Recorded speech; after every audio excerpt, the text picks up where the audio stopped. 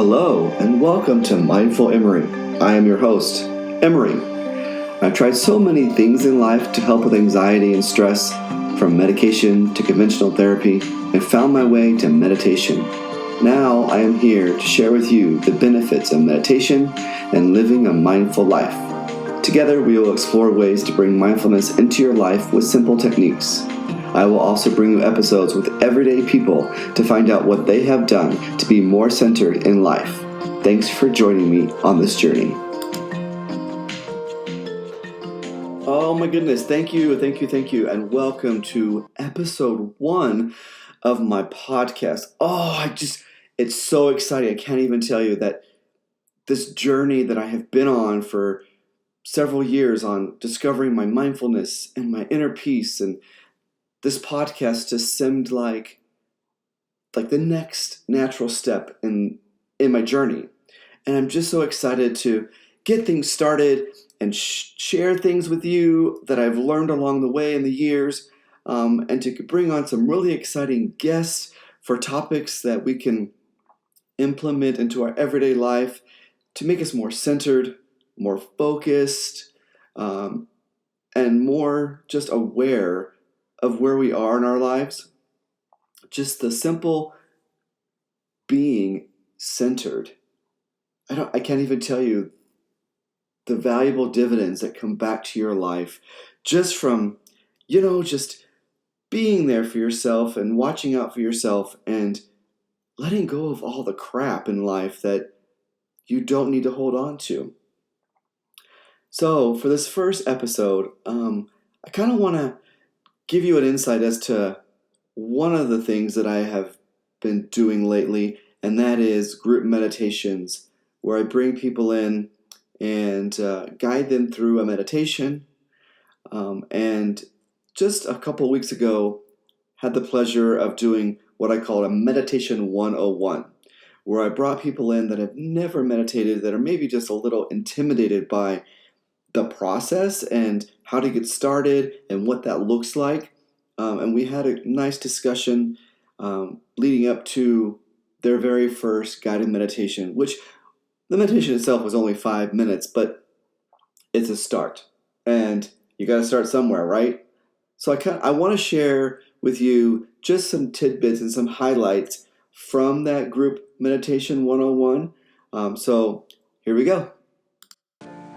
You start with a simple exercise every morning when you wake up, is to list 3 things that you're grateful for in your life. And those can be anything from, I'm grateful that I have a roof over my head. I'm grateful that I can take a hot shower. Things like that. And then as you do that every day, you get those 3 things that you're going for, it brings you into your life. And at the end of your day, the other exercise that I encourage you to do is to think about your day and think about 3 things that happened that day that you're grateful for and why. So sometimes where we think that there's something that is, like bad traffic. Oh, that was such bad traffic. But why are you grateful for it? Because it gave you some time alone to maybe think or to listen to your favorite audiobook, things like that. So there's always a way to think of a positive and what you're grateful for. And so going through your days and listing those 3 things in the morning and in the evening, it does really makes you start thinking about what you're doing, your actions. And then your actions bring about your thoughts, and your thoughts bring about inner stillness. And the inner stillness brings about mindfulness. And it's just a continuing effect, right? So that is a great place to start. And most people like to meditate first thing in the morning to set the standard for their day. So if you can wake up a little bit early and you have that dedicated spot, maybe a corner in a room or an actual room that you can be not disturbed. And I think guided meditations are great. I do them as well. I have an app on my phone that's called Mind Bliss, and they got different kinds of meditations in different lengths, but they're for different reasons. And you can look in their library, like if you're having stress or if you're depressed or whatever, you can look at those and be a guided meditation for yourself. So that's something that if you're interested in, I say look it up. It's in the App Store, on iTunes or wherever you get your apps from. And I said we start just 5 minutes a day. That's all you need. And you don't have to be real strict about the 5 minutes. A minute here, a minute there, one way or the other, it's not going to affect you. But if you do a guided meditation, obviously it's easier because it's a 5-minute timer. If you do it on your own or through with me, then it's a little bit more fluid. Don't feel bad that if you don't go the full 5 minutes, right? But you got to start somewhere. So before we start with the meditation, I do like to know, you kind of filled me in a little bit, John, about why you want to meditate, but if you could tell me a little bit more, like what really brought you here today to want to learn? Just to get more calmness in my life, I guess, less stress, less anxiety. I suffer bad from anxiety. Yeah. So meditation, if that would help reduce anxiety, that would help a lot. And it's going to help because it's going to bring you back to your present. Okay. And there's something that you can think about and remind yourself about is when you get that anxiety and you start doing the what ifs and the should haves and the could haves, you're biting that hook, you're biting that hook, you're biting that hook, right? You got to learn how to not bite the hook. How to identify it and to Right. stop it before it escalates. And it's not, and part of being mindfulness and being part of meditation is to not just avoid it, but it's, okay, there's this thing that I'm hooking onto, this anxiety. I'm going to hold on to it for a minute. That's all you need is a minute. But don't get caught up in the anxiety and don't, the monkey brain, where, the what ifs, the should haves, where you just sit with it and you're like, and you look at it from all sides. And then you can sit with it calmly. And the more that you do that, the less reaction you're going to have to those hooks. So that's my advice for you. Okay. So that's something you can work on. Levi, what brought you? Besides you've never done it, is there another reason? So, my wife and I have recently started a business. In addition to working a W-2 job and lots of overtime and all that. And so, just the stress, I can use some more calmness. My brain doesn't shut off, like, ever. And so being able to just be present, I have a hard time with that. And a way to step back and gain some mental clarity. Nice. I get it. Because you want to be here, there, everywhere, and doing everything at one time. And if you're not doing that, you're thinking about doing it, but you're here trying to get this done. So you need to be able to just focus and be okay with where you are, because what's happening in the future or what happened in the past, you can't control. You're here, right? Right. So that's where you have to learn, is to be centered and be present. So that same thing, biting the hook, goes the same way with can't worry about the past anymore. And why are we worried about the future when all we can do is control what we're doing right now? Because then the future will work itself out. So yeah, past-wise, I don't stress a lot about that. But Good. It's the future. Like, I'm always, okay, I need to get these things done. And, planning, thinking. But it's just being able to sit calmly. Yeah. I don't know if I've ever been able to do that. And the thing is that we make a plan, right? You're making a plan for your business. XYZ needs to get done at ABC time.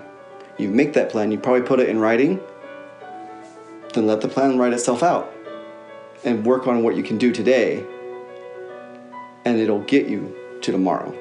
But we can't continually think about the future, right? Because all you're doing is thinking about the future and you're not present. And what happens in the present affects your future. So you need to more focus on your present and be available to all around you. Does that make sense? Yeah. So, Jill, you've done meditation for a minute, so... Yeah, for me it's, I had a lot of issues with depression and anxiety in past years, and that was initially what I went for, was to just kind of try to help with that. As I've practiced, I noticed that there was a lot of negative self-talk, and so this has been a way for me to bring in the non-judgmental and actually develop some self-love, which has helped in all aspects of my life. So. And you can feel the difference. So you're learning to stop the negative talk, right? Have you started on the positive talk? Yes. Good for you. Great. So It's a constant battle, but it's a learning process. But when you pull yourself back and you think about, oh, yeah, I got this. I'm doing this because I like myself or I love myself and it's what's in the best interest of me. And then it's not being selfish, it's self-care. So that you're on the right track. It's awesome. So it's good to hear. So part of meditation is, for a beginner mind, is what we call it. Sometimes we have a hard time focusing and staying present during the meditation. And a lot of people will have a hard time closing their eyes and staying present. So that's fine. If you don't want to close your eyes, that's why I have the candle lit, so that you can just look at the candle and stay present with the candle during the meditation. Another thing is, sometimes people like to hold an object. And so I just have some river rock. If you want to hold a river rock to keep yourself present, so that when your mind wanders, you just like maybe caress the rock and brings you back to your present. It's up to you. These are just little tricks of the trade that you can take or not. So if you would like. And that was just a quick overview of our Meditation 101.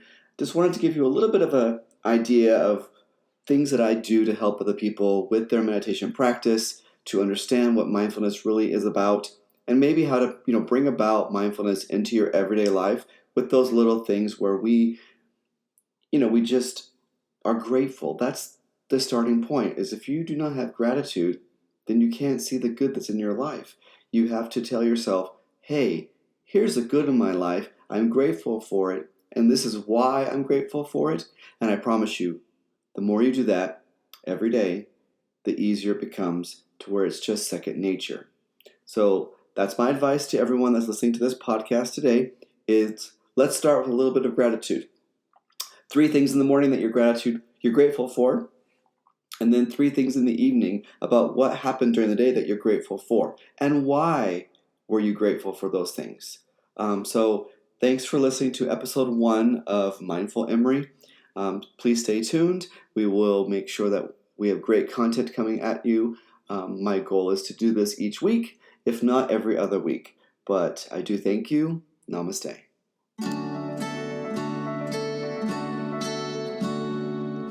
Thanks for listening to Mindful Emory, a podcast. Don't forget to subscribe and follow me on social media at Mindful Emory for Instagram and Facebook, as well as my website, mindfulemory.com.